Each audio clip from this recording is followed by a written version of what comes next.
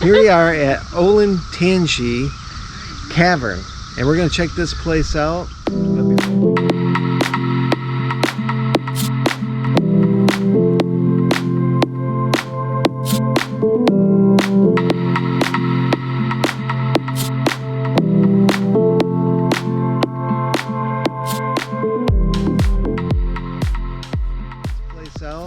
But before we get moving on, I'd like to introduce you to my friend here, Mr. Squatch, Mr. Sasquatch. How you doing today, Mr. Sasquatch? Pretty good? Actually, they've got a lot of other cool things here too, especially for the kids. They got a putt-putt golf course. They have a gem mining. I'll show you. Let me walk over there right now. Check that out. Pretty cool. Gem mining. I don't know if you can see it, put it ways away, but there's a petting zoo, the playground area. So lots of stuff to do here, and it looks like it's all family friendly. And all right, so we had to get our shoes on, our tennis shoes on. We're gonna head to the building where the self-guided tour begins. But they did say that the stairs have water on them, so probably want to wear some decent shoes.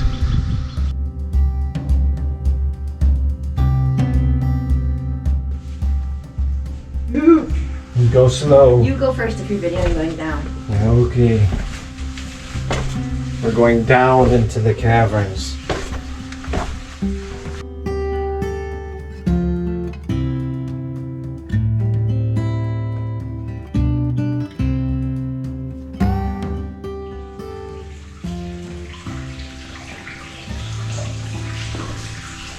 As you can see, there's all kinds of water running in from the sides of this cavern. So this must be the foundation of the building, right? See all these blocks? And then we get into the bedrock.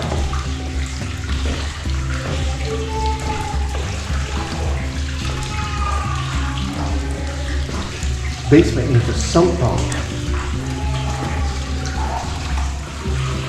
Okay, here's the natural entrance. Now we're getting into the cavern. I think that was all blocked from the building. They probably built that years and years ago. I want you to see down here, there's water just streaming down the steps. So we're going to hold on tight, like a river.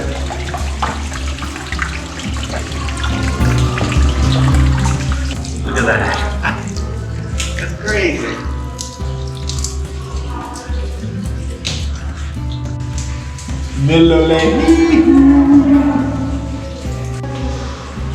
We're heading down into the cavernous areas of Olentangy Indian Caverns.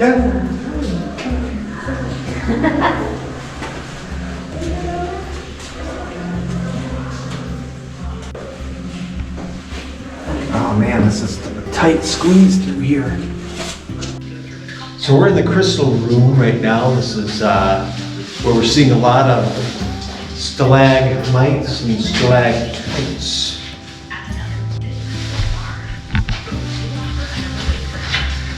And it also said that this spot right here, we'll take a look at it, there is a post in the parking lot and we are directly under it right now. Some people say that Chief Leatherlips was killed at the entrance of the caverns. Leatherlips was instrumental in signing the Treaty of Greenville, which essentially gave much of the Native American lands in present-day Ohio to the European settlers. This caused much conflict between the Native Americans and the settlers. Eventually, Leatherlips was sentenced to death for witchcraft. Ooh, we got, this is a very tight squeeze. In fact, we got a duck to get around this. There we go.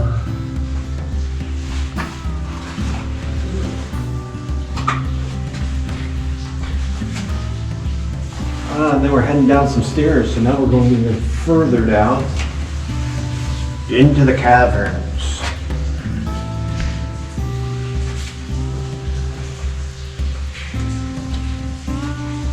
about that name Leather Lips?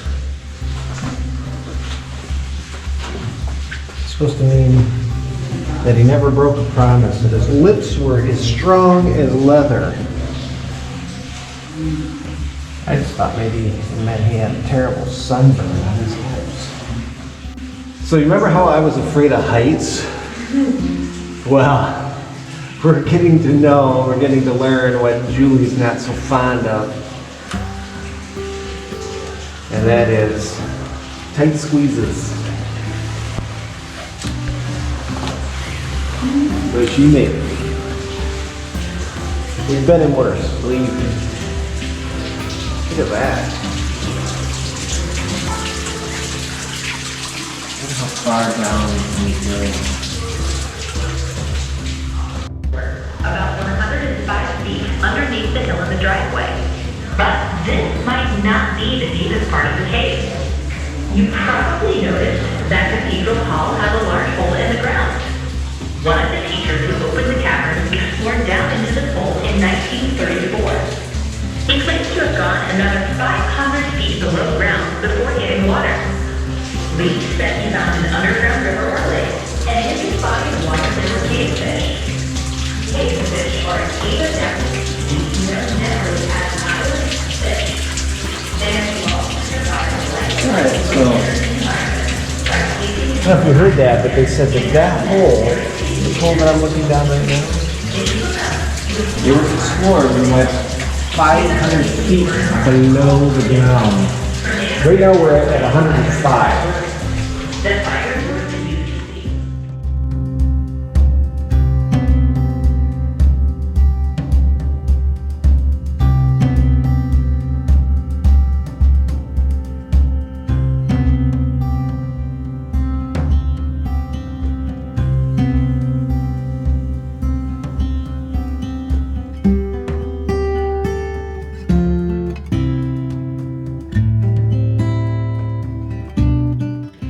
So the vegetation we're seeing on the rocks is due to the light and the heat from the lights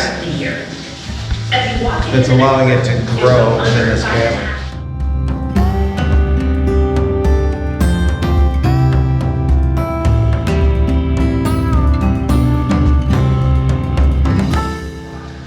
When you're exploring this cavern, I recommend taking a light jacket. It does cool down in here.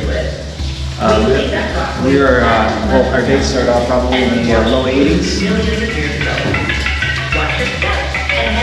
But down here, 55 degrees. So on these hot days, and a hot summer day, I would say let's do some exploration here. It's 55 degrees, it's nice. We have a light jacket on. In fact, we wore rain jackets, and we didn't do this, we didn't plan that, we just did because it was sprinkling outside. But when you're down here, the water is dripping from the cavern. So a light rain jacket works perfect. Yesterday when we were out on the trails, we got to find out that Roland's a little scared of heights. And I'm not so much scared of heights, but I am claustrophobic. And down in this cave is a little tight, but it's not too bad. We actually were in one that was worse before. And there's not a whole bunch of people down here. Sometimes when there's people down here, it makes me feel even more cramped. So I'm doing okay right now.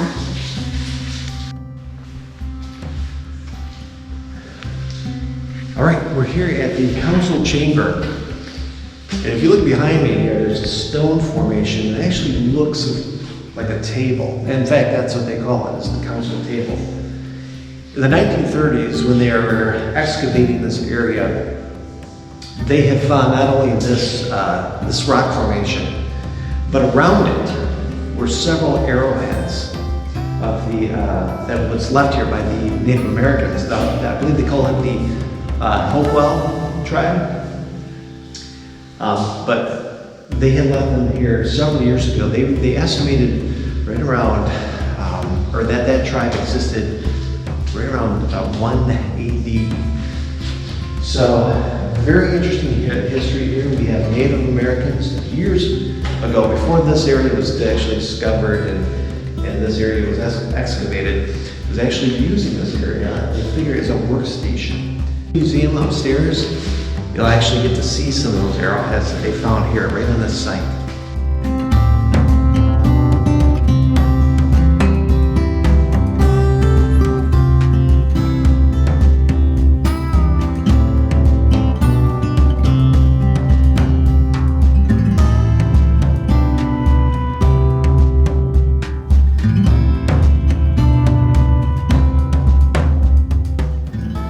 The public areas of the cave cover several parts and levels of it. There are also many other areas of the cave that are still unexplored. Due to present-day restrictions, these areas may never be uncovered or explored. One such area near Council Rock is rumored to hold a burial ground of sorts.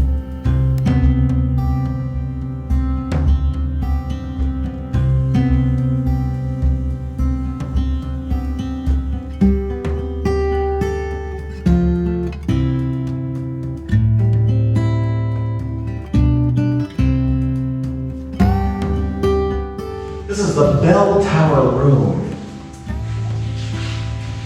And it explains how caves and caverns are formed.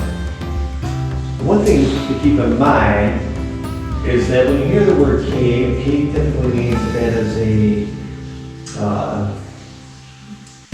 an area where like a single person can actually enter. But when we say caverns, we're talking groups or a large group area. When you're finished in the bell tower room, retrace your steps and follow the arrows to station 6. Walk past the main entrance and stairs. Once you get to the next station, you will have traveled the full length of the presently explored cave area.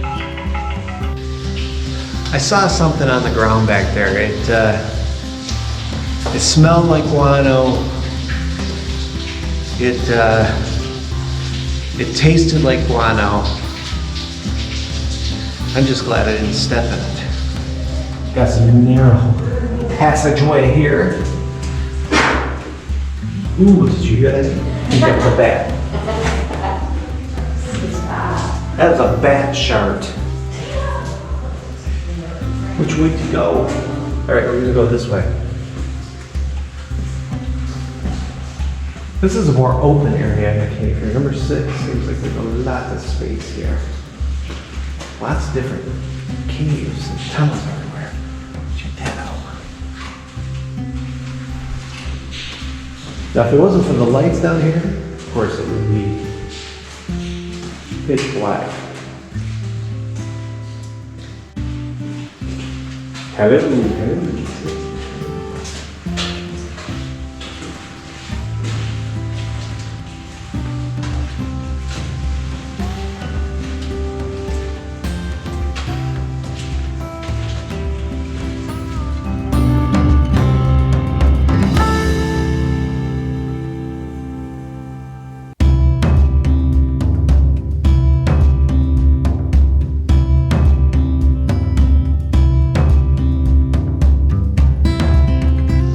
So that was a fantastic tour of the Olentangy Indian Caverns. And as we make our way out to the parking lot, I want to say that this is probably the post that they're referencing. Was right here. Wasn't that far away. But of course, when you're winding through the tunnels and caves of the cavern, it seems like it's a lot further, but yeah, I think this is exactly where we were. Pretty awesome. Again, 100 foot down, 100 foot under the ground. It was like 55 degrees. We're back up. It's warm out. So like I said, on a hot summer day, this would be a place to go. Is it worth the $21 for 2 people to come on down here? And I would say, yeah, it is. This is a neat area. The caverns are really cool. There's a lot of tunnels, a lot of different historical information down there.